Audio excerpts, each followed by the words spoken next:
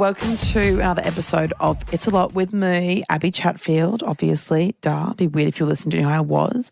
But this week we're doing a amazing episode that I've been so excited to do because it's been, something that's been a lot recently as I've been diagnosed with ADHD. And we have Steph Georgiou, also known as Mind Food Steph. She's amazing. She is trained in eating disorders, anxiety, ADHD, OCD, depression, and social phobia. So, of course, we had to get her wrong. Hello, Steph. How are you going? Hello, Abbie. Thank you so much for having me here. I was delighted to be on the show, and I've been listening to your journey with ADHD, so I'm really excited to answer your question. As you mentioned, I'm a psychologist, so I've been working in the industry for a while now, and I just hope we can generate more awareness on the topic. Well, let's start off with this. I feel like a lot of my female friends recently have been diagnosed with ADHD or think they have ADHD. And is it something that's really underdiagnosed in women? Is it something that you've noticed has been kind of an influx lately?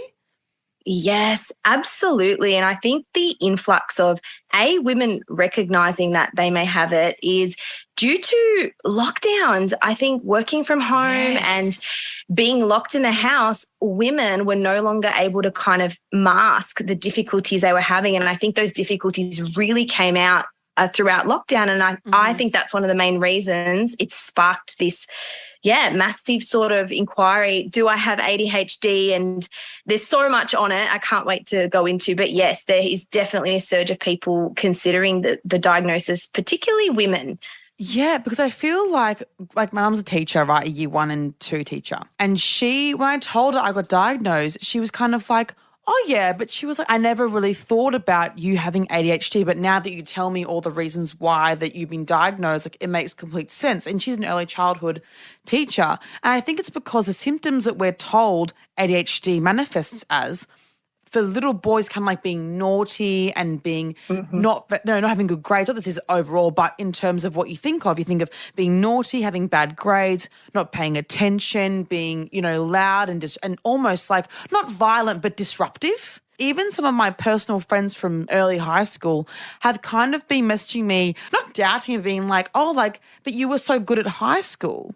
So what are the differences in terms of, I guess if we're going with gender binary, but everything's different with different genders, but in terms of, women and men presenting with ADHD. Yeah, and you're absolutely right, Abbie. Whenever people think, I always thought ADHD was this hyperactive male presentation. And to be honest, the DSM-5 criteria, and the DSM-5 is the Diagnostic and Statistical Manual of Mental Disorders. You got the book. She's like, see, I'm ready, bitches. I'm fucking page ready. 31. Page 31.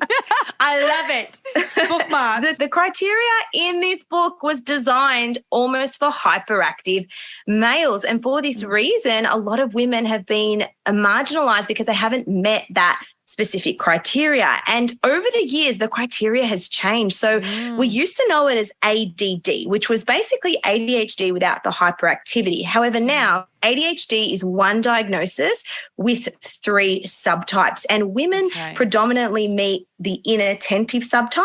Then we have the hyperactivity, impulsivity subtype, and then we have a combined subtype of both. And to answer your question, in school, due to societal norms, women have fallen through the cracks because in a classroom, women tend to have better behaviour and they're more prone to engage in what we call hiding behaviours. So women who may struggle with ADHD in the classroom are likely to sit at the back and hope they don't get called out to answer a question. And because I guess they're better behaved, so to speak, they don't tend to get called out, or they're not particularly disruptive with the inattentive subtype. They keep a low profile, whereas people with the hyperactivity or impulsivity subtype tend to clown around or be loud and have that profile we all think ADHD is. Yeah, because I was told that I have the both. The combination. Combined, yes. Yeah, combined. But I've never been in trouble in my life, never was naughty, never, the worst things I did was forget my hat or I would talk in class.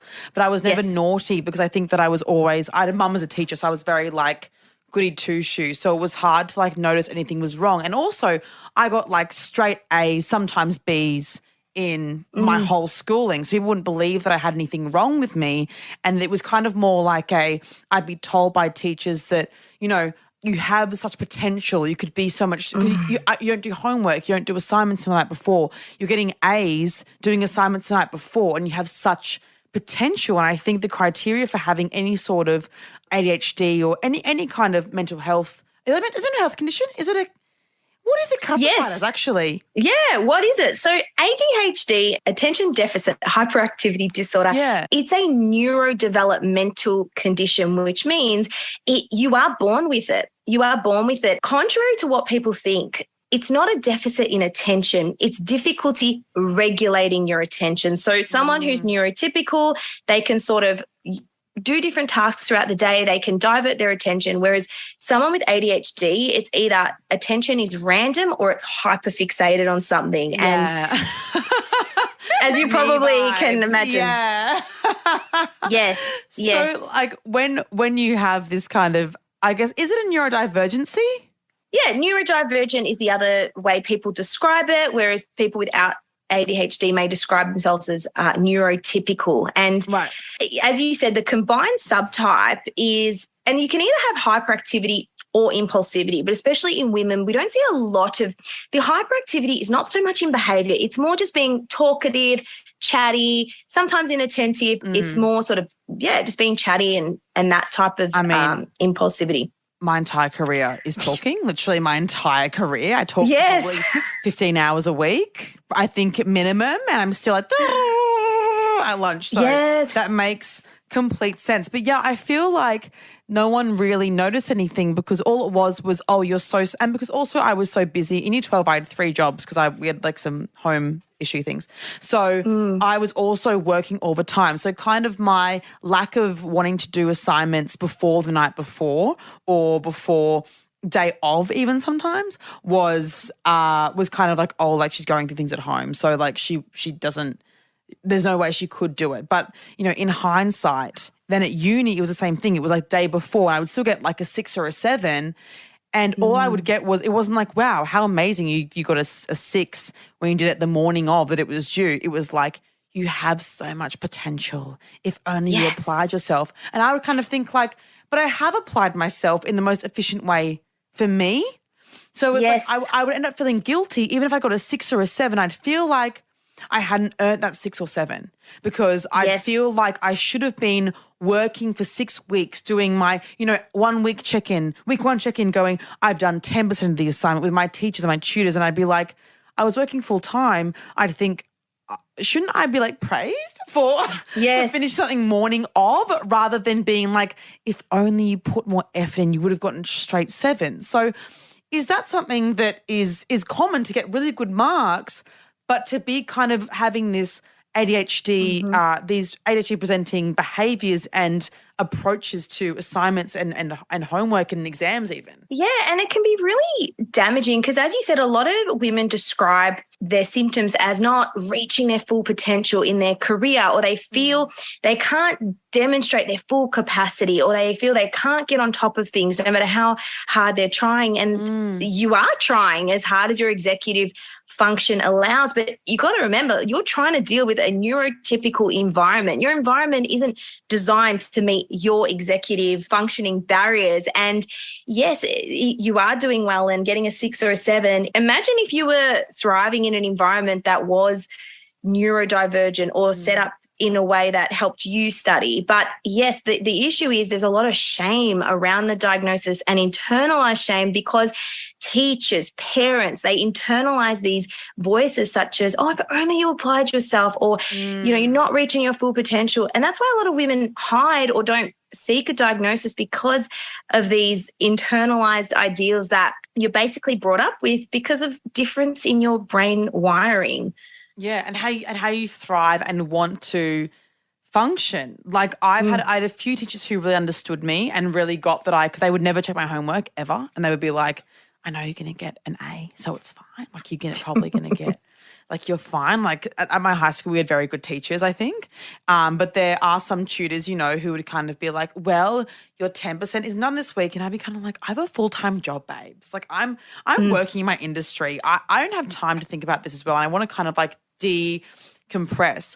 But what are some symptoms that we should look out for so that we can get diagnosed? Because I feel as though all the symptoms that I had were kind of negated by my good grades. I kind of thought to have ADHD I had to be failing at classic study, I guess. I thought that I had to be not very good. But what are some symptoms that we can look out for? Because I've had so many DMs asking, I think I have ADHD because of XYZ. So what are some primary examples? Primary. And again, depends on the subtype, but let's go with the inattentive presentation because that is more popular in women. So one of the main features is difficulty getting going, even when you know you have to. There's this activating to do things that just does not happen. And there's disorganization, forgetfulness, distractibility, zoning out. Even if you're on the phone to a friend, difficulty sustaining your attention on the phone. Babe. Scrolling Instagram while on the phone. And I'm like, I'm so sorry. What did you say? Like, it's so bad.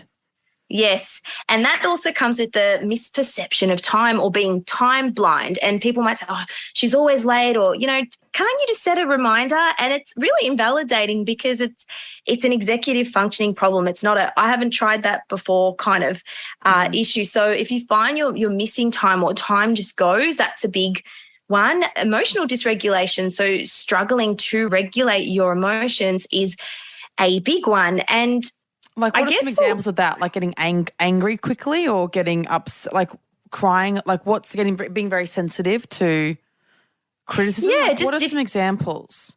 Yeah, so emotional regulation refers to being able to, I guess, calm yourself in a situation. So if you're feeling activated or triggered or anxious or upset, you may be impulsive, you may be quite reactive, because what happens is, right, your logical brain, this is where your executive function happens. So there's two parts of the brain. There's a logical brain. This is your reasoning, your judgment, your working memory.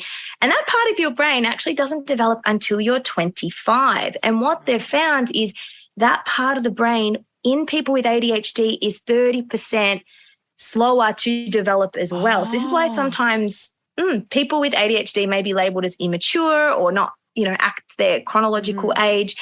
And this part of your brain is what helps you kind of think of the right strategy. And you've already got, you know, deficits in that executive functioning. And we need that when we are activated. So when our fight or flight is set off, we need that part of the brain to problem solve through certain situations. So people with ADHD have a deficit in that problem solving. They, may struggle to sort of regulate their emotions when they're activated or in times of challenge. So there's emotional regulation issues. What else is there? Sorry, I interrupted you as per. Yeah, no, I sort of went off. Interruption? Is that also I just get, it is. Interrupting people. Blurting out the answers. I used to, on The Bachelor, I remember I said to Matt, like, I was so insecure about interrupting people because I always have interrupted people. And people have been like, oh, like, I've had friends be like, you're so narcissistic. And it's like, no, it's that I'm so excited about what you're saying. I want to add to what you're saying. And I told Matt on The Bachelor, I remember we had a date once and I was like, he was saying about like space, something. And I was like, I'm so sorry that I keep interrupting you. It's not that I think what you're saying isn't important. It's that I am just trying to like get out my thoughts also before I forget them. Like I have thoughts and I'll completely forget them. So I'm like, I want to get it out so you understand that I'm listening to you. And I want to show that I'm actively listening, but I'm also in doing that being very rude and interrupting you. So it's a very hard thing to manage. It is, and it's not your fault. Again, it's your executive functioning. And another symptom is difficulty speaking in an organized way to express all your thoughts. So you probably want to get it out fast in the time you have because it's hard to have your thoughts organized. And on that topic of organization, people with ADHD, they struggle to keep things organized, difficulty cooking and shopping, having a messy car. They have difficulty keeping up with small talk. They feel fatigued from a normal schedule, quote unquote. Inability to accurately predict how long it takes to get tasks done. They may need repeated explanation of details or instructions. And there is honestly so much, but I guess the key component in a diagnosis is, does this interfere with your day-to-day functioning? And does it occur in more than one setting? So to actually get a diagnosis, it has to occur not just at school, it has to be work or your relationships. And this can affect your relationships as well, especially the impulsivity subtype as well can interfere with your interpersonal relationships. How so? And I got a lot of questions about that. People who are with someone who has ADHD or someone who has ADHD and is worried about their partner. How does that affect, I guess, romantic relationships in particular? it affects romantic relationships because often people with the hyperactive impulsivity subtype, they tend to maybe jump from relationship to relationship and they often don't feel satisfied in relationships. However, I do want to put a disclaimer. If you experience that. Me vibes, never aim for longer than 6 months. Yeah. And Yeah. Yeah. It's a thing. But I must say is that there is a high comorbidity with ADHD and other mental health conditions. So if you have these symptoms, it may not just be ADHD. There may be some underlying trauma. There may be some difficulty with anxiety. So we do see transdiagnostic overlap, which means symptoms of, because I get a lot of questions around borderline personality disorder, and many people with borderline have ADHD as well. So that emotional dysregulation, the interpersonal challenges, they're seen across many disorders. So I don't want people to listen to this and generalize and self-diagnose. So yes, it can be due to an overlap in another disorder. But to answer your question, yeah, we often see impulsivity may interfere with relationships, never feeling satisfied, and your partner not understanding you. Maybe if they don't have, I guess, ADHD literacy or knowledge, they can often think you're so inconsiderate, you're so selfish, you just don't care, when really it's an executive functioning issue. It's not a personal issue or a personal attack on them. So I think it's important to find relationships that are willing to learn about your ADHD and how can help you thrive in that. So you don't feel like, oh my gosh, I got to, change how I am to function in this neurotypical world. Yeah. So how does that manifest in relationships? Like, is it like forgetting certain dates or like forgetting you have like a dinner that night? Is it things like that would make someone maybe in theory forgetting birthdays in your calendar? Or? I think it really depends on the person, but they have difficulty staying on top of tasks, issues with time, messiness. So if a partner struggles with those things or they can't accept all parts of you, it may amplify reactions or it may amplify fights or disagreements. And the thing is, a lot of women, as I said earlier, this is sad and unfortunate, but what they've found is the number one coping mechanism women use for ADHD is hiding. But they are reluctant to seek help. They would rather kind of hide their symptoms rather than seek help. That's the number one coping mechanism. Wow. And the reason is because these brain-based symptoms, so these difficulties with cooking, shopping, cleaning, staying on top of tasks, these brain-based symptoms lead an urge to retreat, protect, or hide because they're fearful. They're fearful of rejection, of abandonment, of being dismissed, of being invalidated. So they try to mimic, I guess, neurotypical behaviors because they're scared that people are going to say all the things they've heard their whole life, essentially, and that can come out in relationships as well. Totally. I mean, I feel like my whole life, a little while ago, like 10 minutes ago, you were saying that, why don't you just set a reminder? And I think people need to understand that, like, when you have ADHD, you need a reminder for every single part of your life. It isn't just a reminder for, like, going to the shop. It's like a reminder for call this person back. It's a reminder for pay this bill. It's a reminder for, like, every single thing, unless I do it right away. That's why now I've learned, since I was diagnosed, to, like, if I get a bill email, I'm like, 1 second, paying this right now. Because I've gotten like bill overdue. I've lost a point on my license not paying a parking bill, not because I didn't have the money, but because it was on my fridge for a year. And I just forgot it was there. And things like, a call with them, I have to have a 10-minute reminder before. I have to have reminders for literally every single thing, taking the dog for a wee, like every single part. It isn't just we have dinner, set a reminder. It's every single thing of my life has to be reminded of, and it's really hard to maintain that, and also a career and also a romantic relationship and also friendships. Like I have friends I haven't seen for like 8 months. In my brain, I saw them last weekend. And like you always fail. And it's like, oh, shit. Oh, misperception of time. Yes, I've not realised. It's everything. It's really hard to like keep up with life, particularly in like in my industry where there's so many things going on, and even like remembering names, like Yes. remembering is that a symptom? Because people, Yes, I'm the yes. worst with names ever. And I feel Yes. so rude. I try so hard.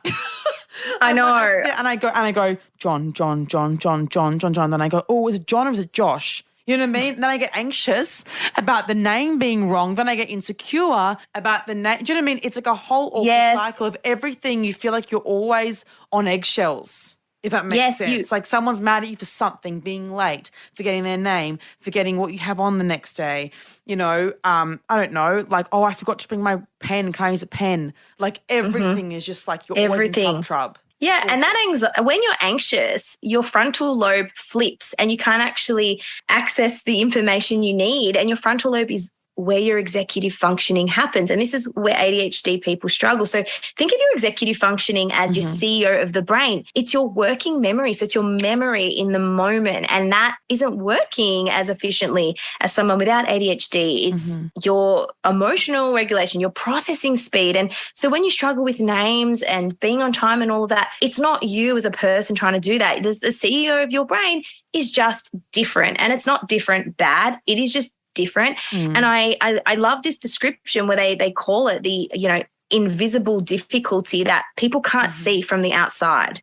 It's very hard. The names thing really upsets me because I feel like I meet so many people who I really like on set. Like I'll meet 20 people a week, usually new people or people I've worked with before. And it's like, they're like, oh, I worked with you on Bachelor. And I'm like, I have no idea what your name is. And it's not because I don't care about, I know your face. I know you did sound on Bachelor. You know what I mean? I'm like, I know I liked you. I have no idea what your fucking name is. I have no fucking clue. And I have to wait until I see you. I look at name tags. I'm like, hello, Stephen. Like, so it's very stressful for me. And I feel like I've also seen people post on TikTok. TikTok isn't the most reliable source, but there are a lot of people realizing they have certain mental health issues or neurodivergencies from TikTok.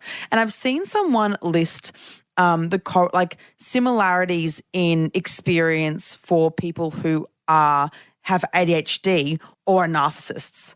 So like I've seen people say that like talking over people because I've seen people have friends from like high school say, I think you're a narcissist. And it's just that I talk over them. Do you know what I mean? And they think that that's narcissistic personality disorder. It's actually just that I get excited and talk over them. And then I forget about dates. And it's like, well, you're narcissistic because you've forgotten about, this certain thing, or you've forgotten someone's name. And it's like, no, I just have a bad memory in that way. So are there overlaps in symptoms? And then is the difference intention, or what's the difference? Because I'm scared I'm a narcissist, basically.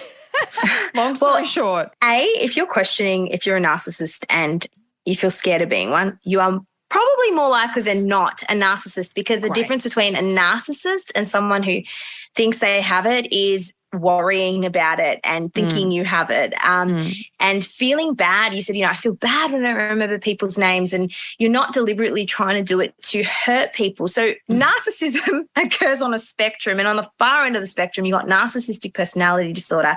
But people can have narcissistic traits. We all lie somewhere on the spectrum. And is there overlap? Maybe, but I don't think it's problematic. I mean, people are preaching, be confident and self-love and all that, but when does that cross into narcissism? So I think it does come down to, do people feel bad about the behavior? And if they do, oh my gosh, I forgot their name. Whereas if someone's like, I'm going to pretend I forgot their name to make them feel really bad, that is the difference. I try so hard, Steph. I sit there and I'm like, and then I feel like my brain is firing off.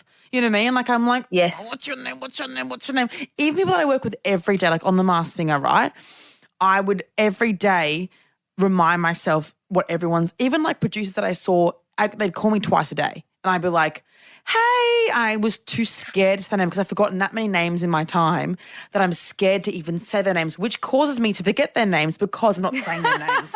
If that makes sense? Yes. It's like because I hear the name once and then I go, never again are you saying that name because you've forgotten so many names in your time. Like I don't remember any names. And then all names kind of go into one ball. I don't know if that makes sense, but like Yes. they categorize. I'm like white man names like Dan, Stephen, Sean, Paul. And there are so many in television that I'm like, I have no idea what your name is. So it really like it affects your self-confidence because you forget people's names and faces and you forget what they do. And it's not an intentional thing. I write people's names down now. I'm like executive producer, Sean. Like, and it's not because I don't like them, but it's just because I forget so much so often. I also kind of confuse people. I'll think that, you know, Jenny's daughter is named Sarah, but actually it's Sean's daughter that's named Sarah. And you know what I mean? It's like this whole, or like, you know, everyone kind of turns into one person. Is that a symptom of ADHD or is that just me being busy? I'm like, well, look, I can't differentiate. Yeah. I mean, look, we know that there is struggles with memory, with processing speed, with all of that. And I think you've got to be a bit kinder to yourself because people without ADHD struggle with the same thing. But, hey, you actually have a reason to not remember people's names. And I think, look, it's tricky. And, yes, it can be a symptom because it is your working memory. It's the memory you need in the moment to remember someone's name. So, absolutely, it can be a thing. Okay. Thank you, Illy Queen.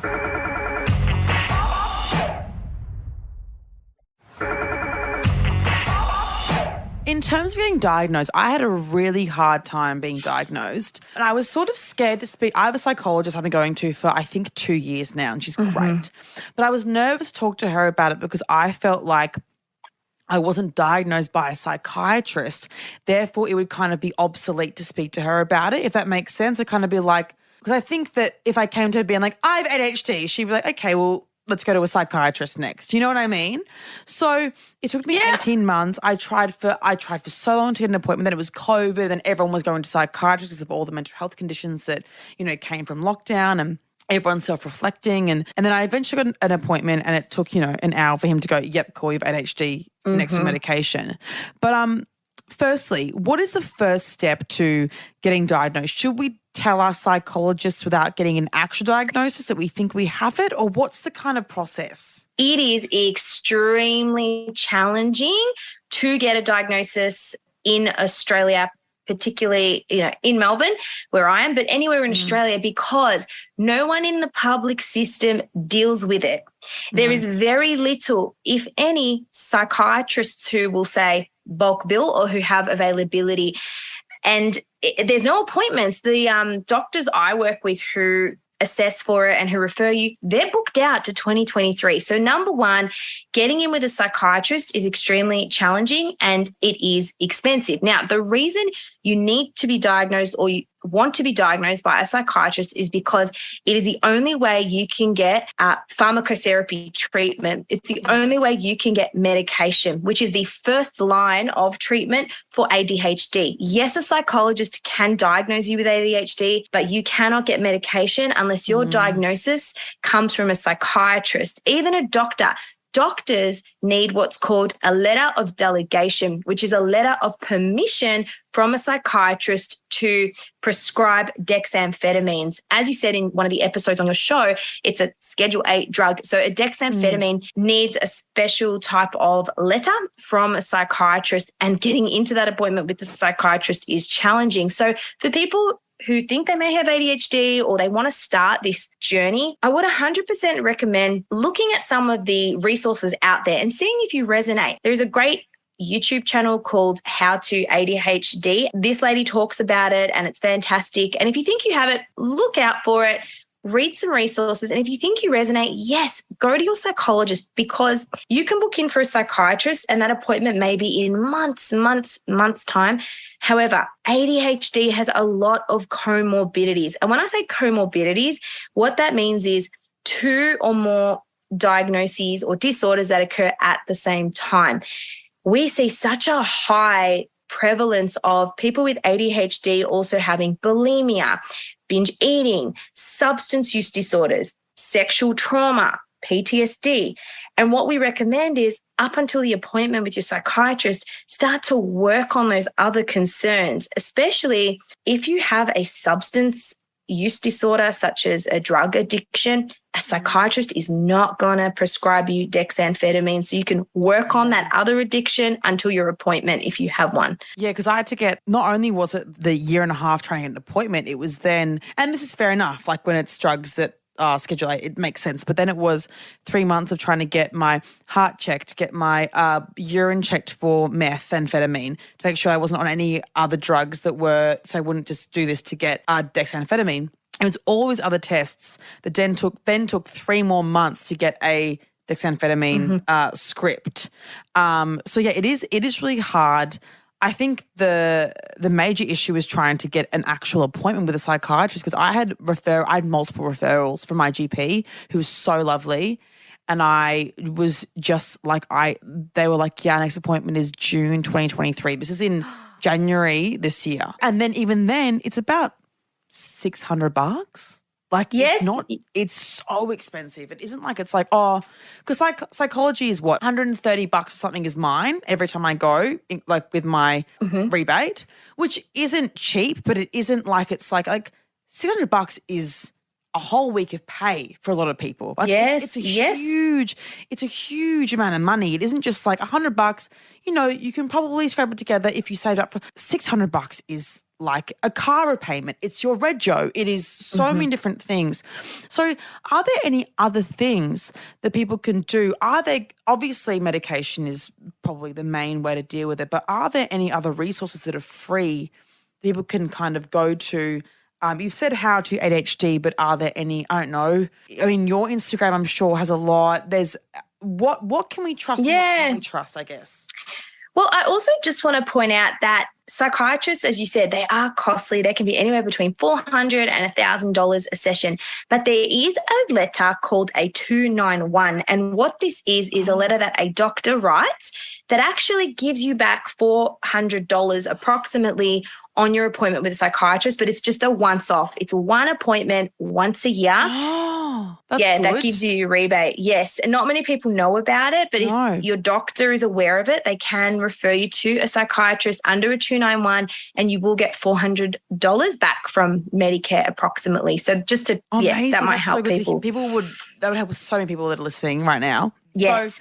So if we can't get that, and if we can't get our appointment for a while, any resources that you can think of? Yeah, I definitely think there's so much online. So on YouTube, there's Jessica McKay, I believe is her name, How to ADHD, that channel, but that gives you additional resources. So, however, everyone has a different combination of ADHD, right? There's a certain amount of symptoms and people can have different combinations of symptoms. So it's about finding what is going to work for me and then trying to make your environment ADHD friendly. So for a lot of people at home, it's about making a task within arm's reach. So if there's a coffee, having all the things you need to make your coffee within arm's reach. You're not walking over to the fridge and then you go take your dog for a walk and then you got this empty coffee cup in your hand. Oh my God, it's about finding, what do I struggle with?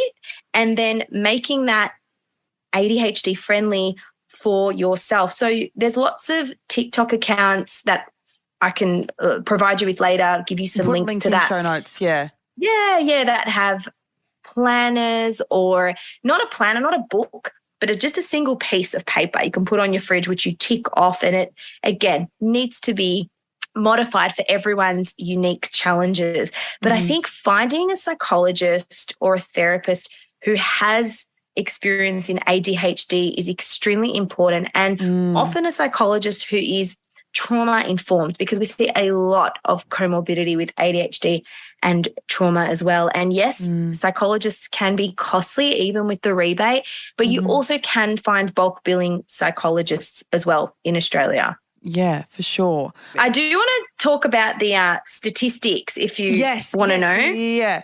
In general, 2.5% of the adult population have ADHD, but only 0.9% are being recognised and treated. Wow. Because I feel as though ADHD is kind of you think of it as being a kid thing. Because I feel as though you think of kids have ADHD and then they grow out of it, or if you aren't diagnosed as a kid, you don't have ADHD really. So how hard is it to diagnose an adult versus a child, I guess? Because I feel like when I was looking for a psychiatrist, is the issue that I had as well, was that all of them were kid psychiatrists and they were like, we don't really do adults. And I was like, oh, okay. Well, sorry. And they were like, do you have, I mean, you need evidence from like your childhood, but some of them were like, do you have your report cards? And I was like, no, not from year 3. Like I was like, not really. So my sister come in and do all these things. But like, is it really, really different diagnosing a child versus an adult? Or is it kind of the similar stuff, just manifesting in adult problems, office environments versus school environments?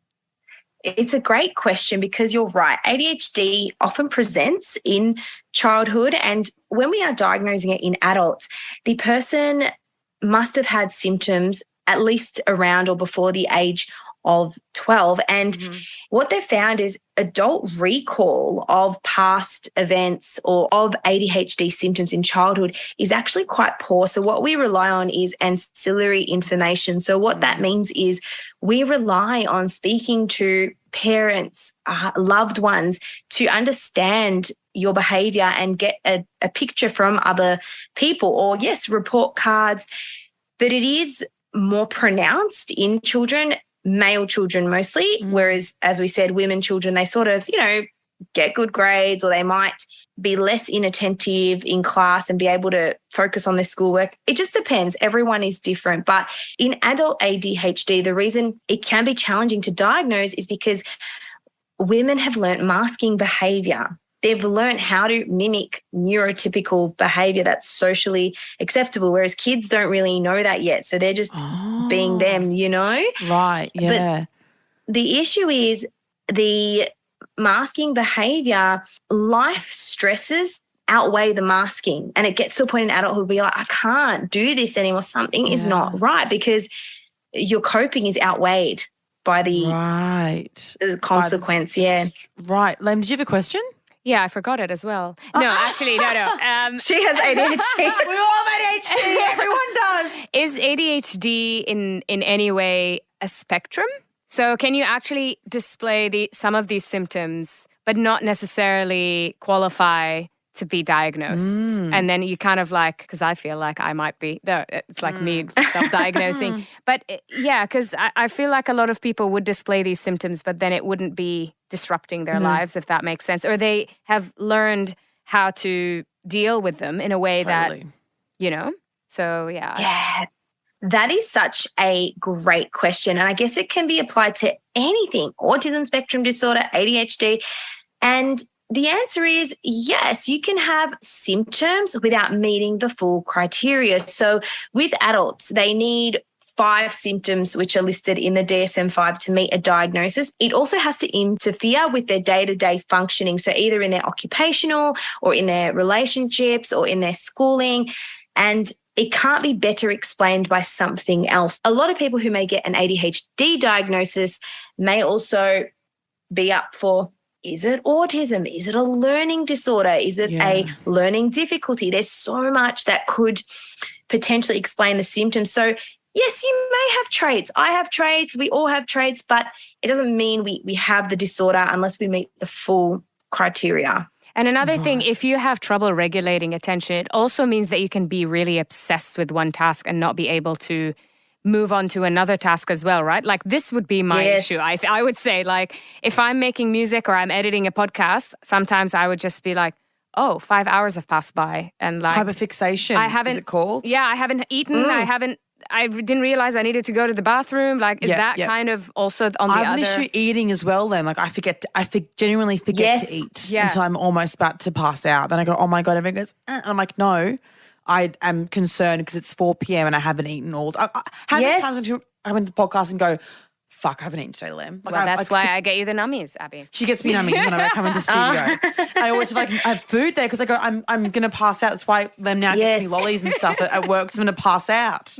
Yes, and that's what I mean about making your environment and your lifestyle ADHD friendly, carrying snacks with you, because people with ADHD forget to eat. And like I said, in your home, making your home friendly, having, a slow cooker or easy to make meals right in front of you to remind you, oh, I have to eat today. And hyperfixation, just going back to what you were saying, Lem, is the opposite to random attention. It's paying attention really goal directedly on one task. And it's usually something you enjoy. And this is what I guess can sometimes infuriate people with ADHD. It's like, oh, you don't have attention issues when you're playing video games because it's something they enjoy and it's something they're able to do. But if we make playing video games challenging for their executive functioning, well, for children, for example, if there's a lot of steps to turn on the video game, plug it in and figure things out, they're less likely to do it. And then similarly, if we make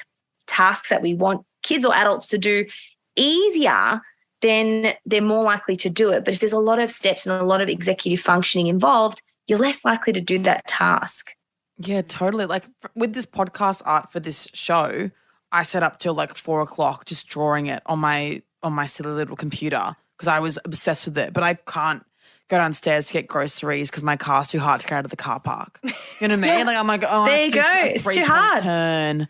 I'm like a 3-point turn. I'm not going to go. It's raining. I'm not going to do that right now. And it isn't a lazy thing. It's like I can't compute. My brain can't comprehend getting outside and doing all the steps. I can't see a future me, if that makes sense. I don't know if that's like if that is understandable. Yes. So you were saying that I had a lot of questions about people who have autism or have ADHD and think they might have the other. So people have autism, might think they have ADHD, or people with ADHD think they might have autism. Is that a comorbidity? Is that something that happens a lot together? Or, what's the situation with that? How do you get diagnosed with either of those? Good question. We probably see more comorbidity with ADHD and borderline personality disorder. We've found that people with borderline personality disorder, 40% of them are also likely to have ADHD. Right. And with ASD, yes, there is a likelihood that there is comorbidity. But again, ASD is hard to diagnose in adults, especially women, because women have learned masking behavior, what is socially acceptable, how to act, and it can be challenging to diagnose, but it is important to screen for, and for people, give them, I guess, an explanation for their behavior. There's always, people are fearful of labeling or getting a diagnosis. And I think if anyone is listening to this and thinking they may have ADHD or they want to get diagnosed, the first question to really ask yourself is why? Why do I want a diagnosis, or what will that mean to me? If I do receive a diagnosis and if I don't receive a diagnosis, what will that mean to me? Because I think having a diagnosis isn't necessarily always a magic answer, and there's no evidence-based psychological intervention. It is symptom management and medication for most people, and people find the medication is magic. We call it the Cinderella effect. You suddenly have it and then you're able to be productive and be, more organized with work. I just wanted to know, what's been your experience so far with the medication? So I've only been on it for about, I think, a week.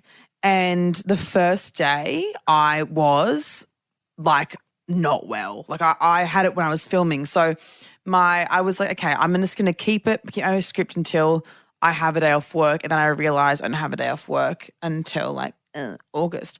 But I had a weekend off, which is joyous. But before that wasn't the plan. So I took it when I was filming Masked Singer, and everyone at the semifinals, if I look a bit weird, that's why. Because I was not well. Like I looked in the mirror and I was like, I feel like I'm at a club at 4 a.m. Like I was like, my eyes were crusty, my lips were getting really dry, and I had to put pour on my lips because it kept flipping up into my mouth, and I kept making weird mouth. Like I was like mouth twitching, and I was like, oh my God, Husey, I'm done. Like I was like, this is so bad. I tell Osha, I was like, Osha, I had my first dexamphetamine. Heads up, babes. I could be weird tonight, and I was. I mean, the producers didn't notice, but I was weird. And then the next couple of days, I couldn't sleep at all that night at all, like literally not one bit. And then it's been about a week, and I've had one day without them. I had a very bad anxiety, panic attack on the weekend, probably the worst I've ever had. And I think it was because I forgot to take my medication, so I had like a bit of a come down. But it's been okay. I'm taking half what they said to take right now. So I was taking, they recommended, by the way, no one take this as a script from me, please. This is what my doctor told me to take. So it's meant to be 2 pills a day. But for a week, I took half a pill all day because I couldn't sleep when I had one. I had one in the morning, 11 a.m., and I couldn't sleep till the next night at 10:30 p.m. So, Wow. yeah, it was bad. And also, I think because I was filming as well. So filming makes me anxious already, and filming makes me very on, right? So I'd filming or radio every day for a month. So I was constantly waking up and going, and I had to be. But so it's been okay.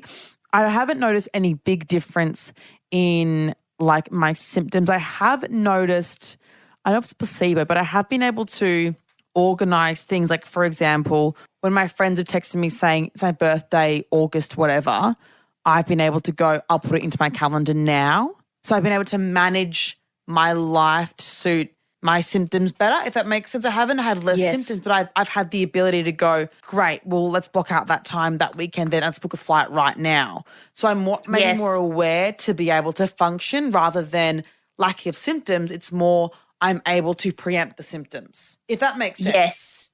Yes. And that's exactly how it is supposed to work. So we kind of call it shiny object syndrome. So when it's like, oh, this thing, oh, that thing. What the dexamphetamine does is it stimulates the frontal lobe and it says, focus on one thing now, and it quietens the hyperactivity, it quietens the impulsivity. And some people actually worry, like, am I going to lose who I am? Am I going to lose my personality? Especially, you're so like charismatic and chatty and, you're on in your radio show. But what's important to know is, like Cinderella at midnight or when the medication wears down, you're going to be that same person. And unlike antidepressants, this type of medication is quite different. You can be selective with when you take it. And if one day you don't want to take it, it's okay. It's not like an antidepressant where you need to take it consistently every day. Okay, amazing. So what other medications are there? Because people have been on Visine and Ritalin. Vyvanse, sorry. What's Visine? No idea. Vyvanse and Ritalin. And is that like a dexamphetamine, they're the first point of call, and then it's kind of like seeing what's better for you from there? Yeah, so just a disclaimer, I'm not a psychiatrist and I can't prescribe medication, so I'm just having general chats. Just having a general chat. Yeah. So what they have now is what's called a retrospective diagnosis. And if someone is diagnosed with ADHD and it has been going on for quite a long time, people are really loving Vyvanse because it is long active. So long active means it lasts longer as opposed to shorter acting medication. And what they've also found is long acting medication such as Vyvanse, it actually helps with comorbid conditions such as binge eating or other diagnoses that people have. But again, medication is such an individual experience. So it's important to find what works for you. Totally. And just one more question before we go. How do we know if medication isn't working for us? Because I feel like everyone's been saying to me for the past week, it's an adjustment period. But for those of us who are on medication, like what is kind of the not the breaking point, but what is the point when we say, I don't know if this is working for me? Or do we just keep chatting to our psychiatrists and psychologists and then they'll kind of flag it for us?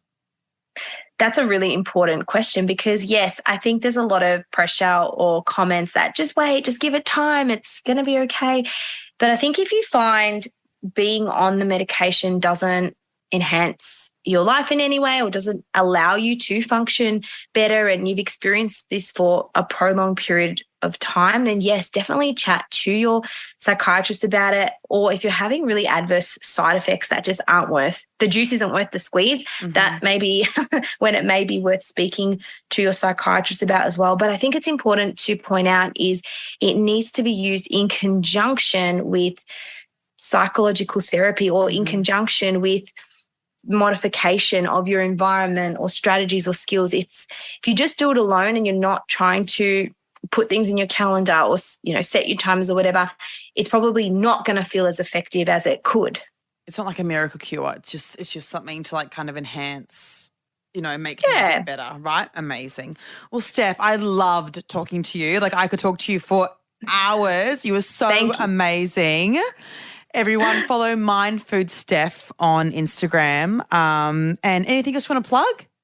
Thank you. Oh, I would just love for everyone to head on over. If you've got questions, I've got lots of videos on my TikTok page, and I always reply to people's questions and do more videos on that, because I think mental health needs to be expressed. It needs to be validated, and now people are getting so aware of it. So let's educate people on what they may be experiencing.